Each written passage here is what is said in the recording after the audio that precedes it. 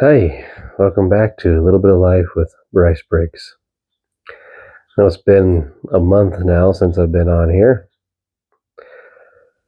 Had quite a month last month. I ended up getting some sort of flu bug. It was going around and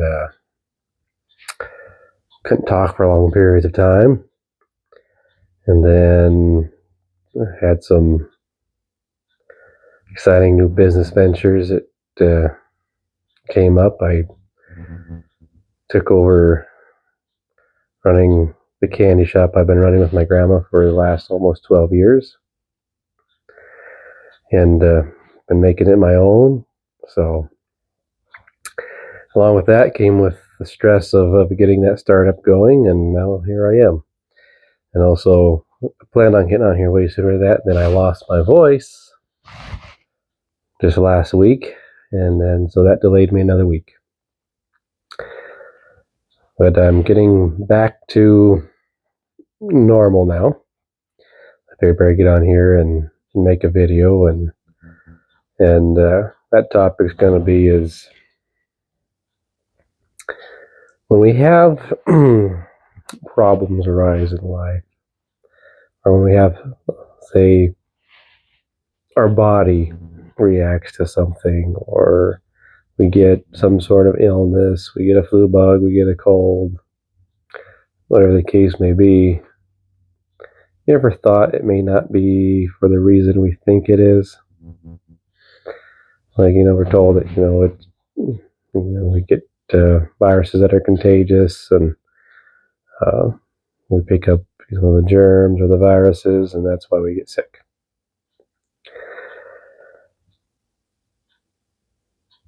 I have come to know on a deeper level that why we experience, say, illness or just that common cold or that flu isn't because of just, we're getting exposed to some germs or some maybe virus that might be going around. There's a stress factor involved with that. You can see that some people may get sick and some people may not. You see a group of people or a group or a community get sick all at the same time, sure. A lot of times there's similar stressors, similar things that are going on at that time. What I come to see is there's always a correlation with times of conflict, and usually when we're in conflict or we're under stress, we usually don't get sick during that conflict or during that stressor. It's always afterwards.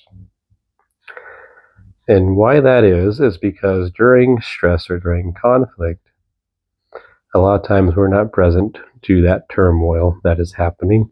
We're not being honest with our feelings about it. We're pushing through life. We're not totally feeling what's going on or making supportive choices for ourselves in the midst of the stressor or in the midst of the conflict. And so a lot of times, well, pretty much every time, when we have stress, when we have conflict, our body is making changes on a cellular level. So what happens then? When that conflict gets resolved, your body's got to go back and repair the damaged cells. There's got to repair what has been changed under stress. That's usually where we experience the symptoms. We experience inflammation, we experience a cold, we experience a flu. Our body cleans out in some way, or it starts a healing process. And that's a thing to look at it as, is when we actually have the symptoms, say, of a cold, a flu, or any inflammation that may come on, even from a simple, say, like a physical conflict. Say you get a cut. There's a reason why we have pain receptors. Is because it's sending the information that there is damage there and it needs repaired. And so we experience the pain, it gets inflamed, and then it starts a healing process. If we could look at, most of our illnesses or, pain, whatever, as communication, we'd be better off for it instead of fearing what we're experiencing. So in this case, when I look at, my recent experience, There's been definitely a lot of what I've seen with the illness that came on end of November going into December. A lot of people were getting sick kind of all at the same time. People running fevers, getting coughs, all that sort of thing. Now, at the beginning of the month, we had an election, and leading up to that, a lot of people are in conflict of what's happening, and even in the past, few years, it depends on whatever side you're on. And so I've seen a lot of people right after that time start coming down with a flu bug or whatever, or even some people with stomach flus. It affected each person a little bit differently. But that's the resolution phase. That's the healing phase. Like, okay, we had the stressor, it happened, it's done. This is we're going on to the next. So our body goes back and starts healing that process. Interesting thing about losing my voice, and this is something that I do in my work, is I use German New Medicine for a reference or for information on why we each experience, different illnesses, different symptoms. Because what I do is I teach people how to regulate their nervous system. Most people who have chronic illness conditions are in their sympathetic nervous system. Their sympathetic nervous system is dominant. It's running all the time. They're in constant fight or flight. We can't heal when we're in constant fight or flight. So, my job is to teach them to slow down and to regulate their nervous system, to get into the parasympathetic nervous system so their body can heal and repair. So when we actually give ourselves what we need, and a lot of times that's just to slow down and listen to our body, let ourselves regulate, we'll heal. A lot of times we just get stuck in our head about everything. And so a thing about our mind is it's trying to blame everything external for the problem. It's going to blame germs, it's going to blame environment, it's going to blame food for whatever, symptoms we're feeling. And that just reinforces that there's still conflict there. It goes back to our subconscious, and also in the patterns and behaviors that we have. It's always going to reinforce, those conflicts that we've carried through our lives. We're going to sabotage ourselves over and over again. So there's those old programs running, and that's why you see some people that have, reoccurring, symptoms. Like people have migraines. I happen to be one of them at one time where I had a migraine same time every week. It was like what we call a track. It was on a track. So every week at the same day, I'd have that migraine come on again. And there's other symptoms that are similar to that will come like in that cycle or, on that track. So it's getting to the root of it, is finding out, what's the underlying cause of that. What pattern or habit am I repeating that's keeping me in conflict healing, get that hanging healing phase where your body's trying to get back to reset, trying to get back to this normal state, but it's got that conflict. It just keeps coming up again and again.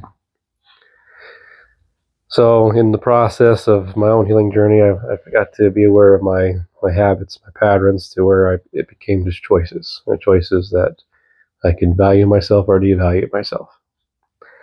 Choices that I can be honest with myself or dishonest with myself. Or I can have integrity or not integrity. And that's the thing, is a very key thing to being a healthy person, is having awareness and also having integrity. So our being as a human being, our body will react to physical conflict, mental, and spiritual. It's all connected. It's like in the animal kingdom, you mostly see that on a physical level. They're physical traumas, or you pressure the animals and they get stressed. Where us as human beings, we mull things in our mind all the time. Our mind's constantly going, and our mind's constantly programming too. It's programming ourselves. It's telling the body what to do. And even if we don't really realize that's what's going on, is All the conflict in our mind is going into our body. Where do we feel our emotions? Where do we feel our feelings? It's in our body. It's not our mind. Our mind is just having a story about it. And so the goal is to get out of our mind and more into the center of who we are, and also be in one with our body. That's a lot of times the problem is we're not becoming one with ourselves. We're not united. We have this almost a picture of division, and you can see that across the board, and how the world is right now, so much division. So where does healing start? Healing starts at an individual level when we can come and become one with ourselves. The reason I'm sharing this is because that's been, for one, it's been on my mind quite a bit. It's also the work that I do, and like I'm human. I still experience, being human, and this last round of healing from the stress that has been very interesting to me to see that, and also see how it affected the ones close to me. Like having ones close to me experience the same things. It's like that transition of power and who's taking over the business were my grandmother's. And then here I'm, she's handing over to me to have that responsibility. There's a lot of mixed feelings there. And, she's feeling like she's losing her independence because she's handing that responsibility over to me to run the business. And during that period of time, she lost her voice. So very interesting. She got like laryngitis for a few weeks, couldn't speak very well. And then just as I take, like the moment I took over that very day, and I ran into her, I just felt like, all this time I felt like I had a whole lot of say or power in it, and there's been a lot of back and forth, flip flopping, and figuring out what to do. And here I'm making a choice to be consistent going forward. And then the very next day after this change happened, I lose my voice, and it's like, oh wow. And being with that was, I definitely could recognize that I wasn't really with my feelings through the whole process, but also recognize there was a healing phase going on, because now I didn't feel like I had a voice in this, and I had a territorial, what we call a territorial field conflict. Like I wasn't in my territory, so what could I do? But now I'm moving into my own territory, and now that territorial fear conflict gets resolved. And just recognizing that, just taking that time to slow down the process and recognize and normalize that stress of that life change that's happening. And that's very key in anyone's healing journey, is to, be present with that turmoil. If we're not present with that turmoil, that could lead to, life-changing illnesses down the road. We have a major life change, we're not present, or we don't normalize the stress of that life change. Maybe it's a positive one even. And the thing is we don't just suppress what we call negative emotions and feelings, but we also tend to suppress positive ones too. Because we always have that fear, like, oh, what if this is not going to work out? Is this for real? Whatever the case is. But then we get that stored in the body, and then when we're storing those feelings and emotions in the body, it becomes like a toxin, and it builds up over time, and then that's going to make you sick. And so it's recognizing that emotions, feelings are stored in the body. We're experiencing it in the body. It's not the mind. Like, say, if you go to therapy and you're talking through all your feelings and your thoughts, you're really not doing a whole lot of good as far as regulating your nervous system, because all you're doing is you're in your head all that time you're talking and having that conversation. We need to be able to be in our body. We need to be able to feel our body and allow ourselves to fully feel what we're feeling, so we can release it. We can let it go. If we're not taking time to slow down and just be, and take time to regulate, that just keeps going. It's still stored. It's still shoved down because we suppressed it or we repressed it. And now we're dealing with this condition that, like, what the heck, I should be a normal human being. I should be a healthy human being, but now, I can't do anything. I'm burn out all the time, I'm irritable, whatever the case is. I see this over and over again. A person feels stuck because now their body's not working like it's supposed to. And it's a very frustrating thing, and I've been there.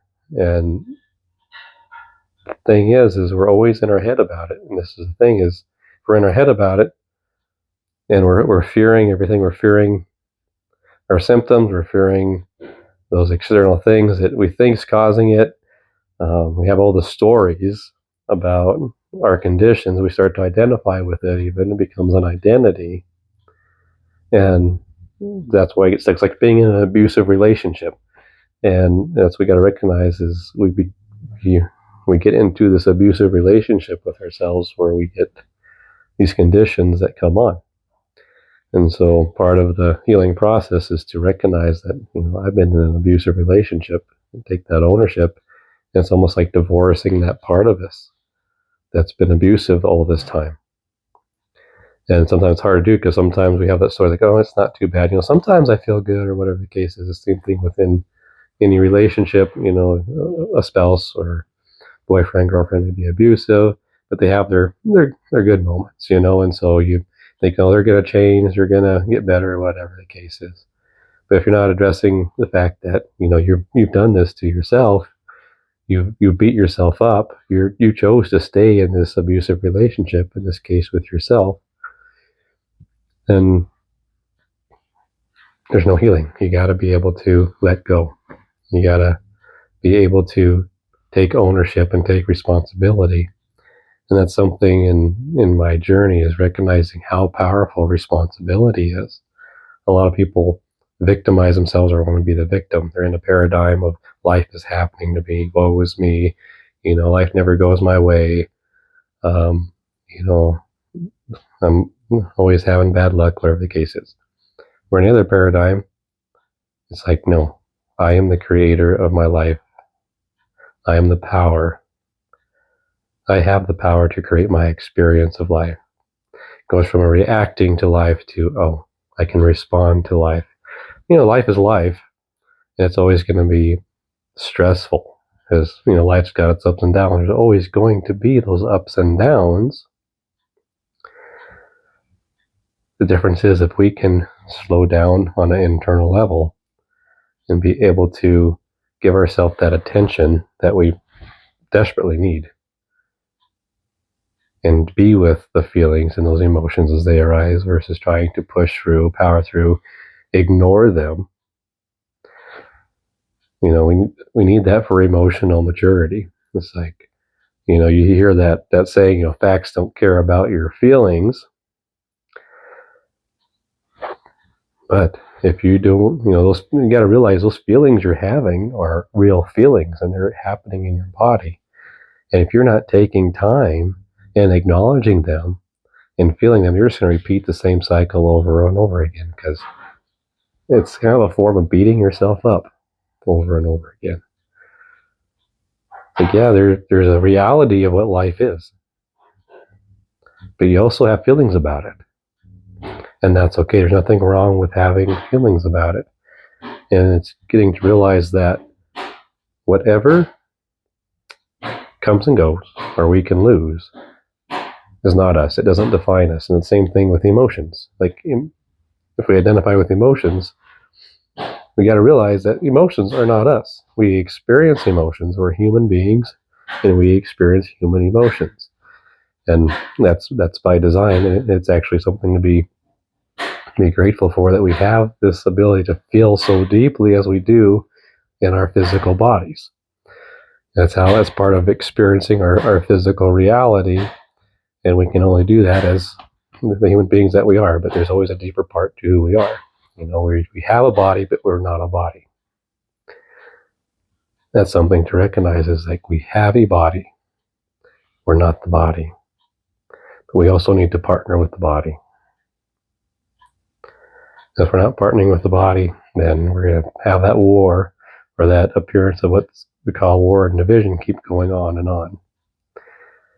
And you see that on so many levels, whether you're a religious person or whatever. You see that, and being on the religious side of things is, we talk about the body of Christ, the body of the Messiah. We're all part of that one body. we look at, so there's so many divisions in religion as well, and also in the body. But what we call the body of Christ, the body of Messiah, and like, what is that for? Because we're not recognizing the roles that each part of the body has. We think it's wrong. We think it's bad. Whatever the case is, I'm right, they're wrong, and all that goes on and on. And that's what we're doing to our own bodies a lot of times, is we make things wrong for it being there, for that experience. Like when we have a pain in our body, we make it wrong for being there. A lot of times this communication. A lot of times your body trying to get your attention, or it's trying to heal some damage that's already been done. I think it's done back there a ways, but now I'm trying to let you know that, so maybe we can have a resolution here and not repeat the same thing over again. It's not about beating yourself up. It's about acknowledging. It's about taking ownership, and about being with your body and being with yourself to make a supportive choice for yourself. And the more we do that, the more we practice being in alignment, being in congruent with who we are, have a personal integrity within us. What I've discovered in my journey is, like, where there is integrity, there's no symptoms. So if I'm keeping my personal integrity, I don't experience pain, because I don't need to. But say if I do have pain, say if I do have symptoms, say if I do have illness, at least it's communication. I also can thank my body for that communication, and I can also be like, thank you for healing me. Thank you for this healing I'm going through. And I can be kind, I can be compassionate to my body, to my nervous system, because that's what it's looking for. It's not looking to be beat up and put down. It's looking for compassion. Because if we beat ourselves up for what we do wrong, likely we're going to repeat it again, because all we're reassuring our negative beliefs or limited beliefs in our subconscious that we're worthless. I'm not valuable. I'm not lovable. Whatever, because I'm not capable. When we beat ourselves up, we're just reinforcing those. That doesn't work. That's actually being a Satan or a devil to ourselves, thinking, oh, you're never going to make it. You're never going to be good enough. You're never going to be capable enough. That's being Satan to ourselves.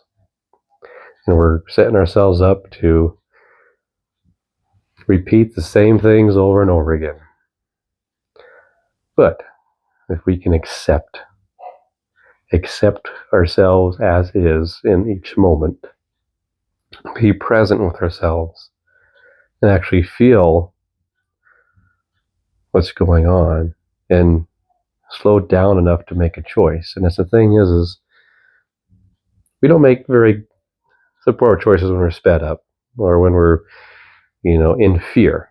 We're making choices out of fear, usually not very good choices. Our mind's always trying to protect us, but it's recognizing it's not capable of doing so.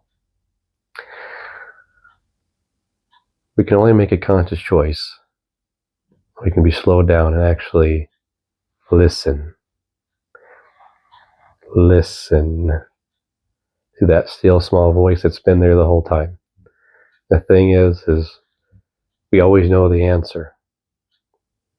We have inner guidance systems that always know the answer. Our turmoil is that we fight against it.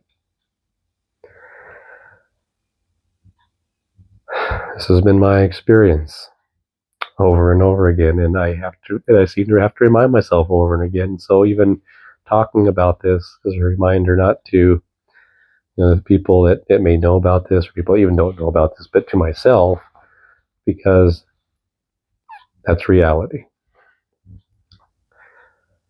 If we are doing what we need to do, we are supporting ourselves the best we can. We're doing the best we can. And it's also recognized that whatever supportive for us is going to be support for everybody else. And that's something that I've had to learn the hard way several times. But the more that I've chosen that supportive choice, the more I've seen how it's worked out, not only for me, but those ones closest to me, my family, my closest people, which is, my congregation, my other family, my extended family, my work. If I'm making a good choice for me, it's good for everybody else. So, that being said, next time you get sick, get a flu bug, you got some pain, take time to slow down and actually feel it. Doesn't matter if it's physical pain, emotional pain, actually just take time to slow down and feel your body, because that's where it's at. It's not in here. Like your mind's just going to try to have a story about it and try to make logic of it. It doesn't need to. You don't need to make a bunch of stories about it. And you can be like, okay, I'm feeling, like I'm feeling sad. I'm feeling the feeling of anger. I'm feeling the feeling of anxiousness, whatever the case is. I'm feeling the feeling of this pain that's here, and localize that and being conscious with it. That's all it's looking for, is compassion and attention. If you give it that, it'll shift on its own. Take time to slow down. Like, this world is too much sped up. It's a fast food society. Gotta get somewhere, gotta do this, gotta do that. I want this now. Whatever the case is, we're always in a hurry, and since I've changed how I live life, I see how everyone is so sped up, and it's like, yeah, like, slow down. Like, what's your hurry for? It's just kind of like when you're in traffic and you got this person in such a hurry, weaving in and out of people trying to pass everyone, and you end up at the same red light together. It's like, oh, what good did that do you to, do all that passing people? We're at the same red light together. Slow down. It's been a reminder to me, the slower you go, the faster you get to where you want to be. The faster you go, the slower you get there. There's so many things that can happen when you're sped up. Say you get pulled over, for going too fast, or you could have an accident, or, something can happen. Slow down and just allow yourself to be present with what you need to do.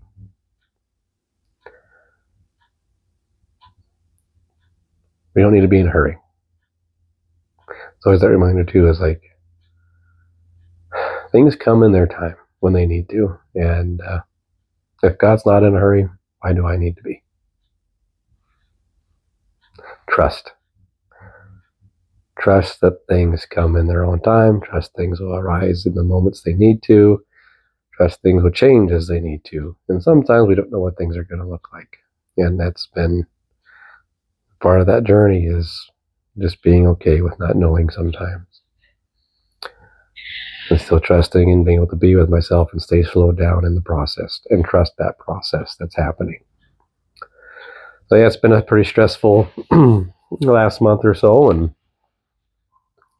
I'm ready to get back and get on here every week and have something to post, and and hopefully at some point I can have a sit downs with some other people, and we can share what's in our beautiful minds, and that the inspirations we get, and just this our lovely journeys that we have in life, things that we discovered for ourselves, and just sharing some of those passions that we enjoy, and that's something too, is I've been reminded this past few weeks, is take time to always give yourself a few moments of joy. Find something you enjoy. So you find things that give you that spark, but also be in tune with when you need to rest. Like, we just had New Year's. I don't really celebrate New Year's. It's not a time for resolutions. It's really not. It's time for rest. And the thing is you find it during the holidays, during the winter season, everybody's pretty busy, buzzing around. It's like, just slow down. You don't need to be sped up like we are. That's why I feel, it's like I feel like I need to hibernate this time of year, and I'm starting to get to the point where I want to work out my schedule, where I'm just slowed down and I'm not in a buzz and in a rush like everyone else is. And come spring, that's a time to have that resolution and to really come awake and alive, and start doing things that better and give us progress. But this time of year, a lot of times it's a slowdown time. You look at that, in history, say, most of history comes from agriculture background or whatever, and during this time of year, it was a rest season for the land. It's a rest season for the farmers are not having to plant or harvest. It's the land's sleeping through the winter. And sometimes we need that slow down. We need that rest this time of year. It's darker, longer, not as much sunshine. Take time to rest. Take time to use this time to slow down until the light starts coming back and we get to the morning of the year, which is the spring.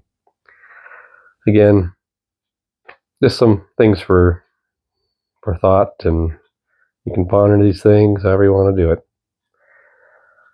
But this has been my experience and part of my journey, and yeah, just stay slowed down. Until next time, this is a Little Bit of Life with Bryce Breaks.